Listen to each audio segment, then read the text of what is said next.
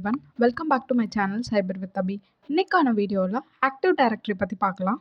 Active டைரக்டரினா என்னன்னு தெரிஞ்சுக்க முன்னாடி டைரக்டரினா என்னன்னு தெரிஞ்சுக்கலாம். நம்மளோட ஃபோன் லேப்டாப்லலாம் டவுன்லோட் டாக்குமெண்ட் பிக்சர்னு சொல்லிட்டு நேமில் இருக்கும். அதுதான் வந்து டைரக்டரி.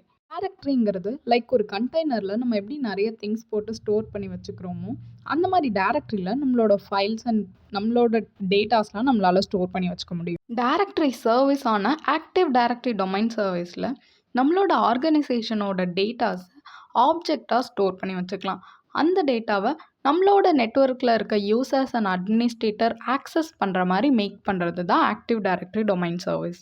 ஆக்டிவ் டைரக்டரி டொமைன் சர்வீஸுங்கிறது மைக்ரோசாஃப்டால் விண்டோஸ் டொமைனுக்காக டெவலப் பண்ணியிருக்காங்க.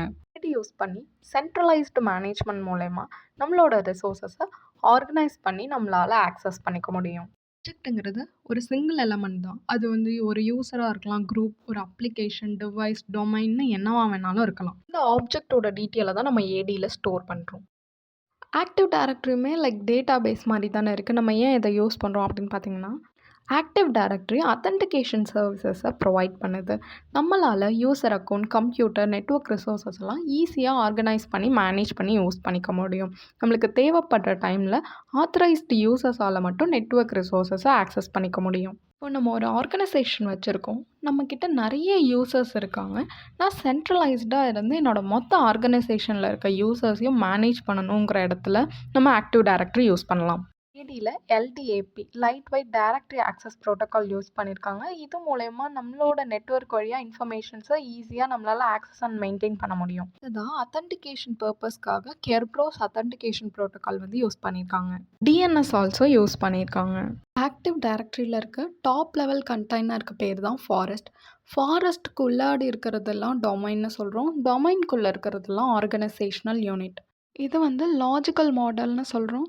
ஏன்னா இதில் எவ்வளோ டொமைன் கண்ட்ரோலர் வேணுங்கிறது ஒவ்வொரு டொமைன் அண்ட் நெட்வொர்க் டோபாலஜியை பொறுத்து தான் இருக்குது. ஆக்டிவ் டைரக்டரி ஃபாரஸ்ட்டுங்கிறது one or more active directory டொமைன்ஸோட கலெக்ஷன். ஃபாரஸ்ட்டில் இருக்க டொமைன்ஸ் எல்லாமே ஆட்டோமேட்டிக்காக ஒன்றோட ஒன்று கனெக்டடாக இருக்கும். ஆக்டிவ் டைரக்டரி டொமைன்ஸ் காமனாக அதோட லாஜிக்கல் ஸ்ட்ரக்சர், டைரக்டரி ஸ்கீமாஸ்லாம் அதுக்குள்ளே ஷேர் பண்ணிக்கும். டொமைன்ங்கிறது ஆக்டிவ் டைரக்டரி ஃபாரஸ்ட்டோட ஒரு பார்ட்டிஷன். இப்படி டேட்டா பார்ட்டிஷனிங் ஆகிறதுனால ஆர்கனைசேஷனில் எப்பப்பெல்லாம் டேட்டா தேவைப்படுதோ அந்த டைமில் ரெப்ளிகேட் ஆகிக்கும். டொமைன் கண்ட்ரோலர் யூஸ் பண்ணி நம்மளால் யூசர் ஐடென்டிட்டி நெட்வொர்க்குள்ளார கிரியேட் பண்ணிக்க முடியும், அத்தன்டிகேஷனும் ப்ரொவைட் பண்ணிக்க முடியும். இதுதான் active directory organisational unit. Organisational unit வந்து ஒரு ஹைரார்க்கியை ஃபார்ம் பண்ணுறதுக்காக யூஸ் பண்ணுறோம். டொமைன்குள்ளார இருக்கிறது தான் வந்து ஆர்கனைசேஷனல் யூனிட். அட்மினிஸ்ட்ரேட்டிவ் பர்பஸ்க்காக ஆப்ஜெக்ட்ஸை ஆர்கனைசேஷனல் யூனிட் யூஸ் பண்ணி குரூப் பண்ணுவாங்க. இதுக்கு பேர் தான் group policy object. Active directory deployment project பொறுத்த வரைக்கும் 3 ஃபேஸஸ் இருக்குது.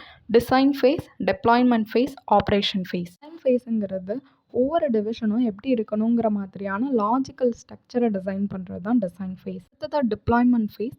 டிசைன் ஃபேஸ் அப்ரூவ் ஆனதுக்கப்புறமா அந்த டிசைனை டிப்ளாய்மெண்ட் டீம் வந்து லேப் என்விரான்மெண்ட்டில் டெஸ்ட் பண்ணுவாங்க. டிப்ளாய் பண்ணி அது எப்படி இருக்குது, அதோட இம்ப்ளிமெண்டேஷன் எல்லாம் டெஸ்ட் பண்ணுறது தான் டிப்ளாய்மெண்ட் ஃபேஸ். அடுத்ததான் operational phase. Deployment phase complete ஆனதுக்கப்புறமா மொத்த டைரக்டரி சர்வீஸையும் மெயின்டைன் பண்ணுறவங்க தான் ஆப்ரேஷனல் டீம்ஸ். இன்னைக்கான வீடியோவில் ஆக்டிவ் டைரக்டரினா என்ன, ஆக்டிவ் டைரக்டரி எதுக்காக யூஸ் பண்ணுறோம், இதை யார் டெவலப் பண்ணாங்க, இதோட ஸ்ட்ரக்சர்ஸ் பற்றிலாம் பார்த்துருக்கோம். இந்த வீடியோ உங்களுக்கு ரொம்பவே யூஸ்ஃபுல்லாக இருந்திருக்கும்னு நம்புகிறேன். வீடியோ பிடிச்சவங்க லைக் பண்ணிடுங்க. டெக் ரிலேட்டட் வீடியோஸ்க்கு நம்மளோட சேனலை சப்ஸ்கிரைப் பண்ணிக்கோங்க. ஏதாவது டவுட்ஸ் இருந்துச்சுன்னா கமெண்ட் பண்ணிவிடுங்க. தேங்க்யூ ஃபார் வாட்சிங்.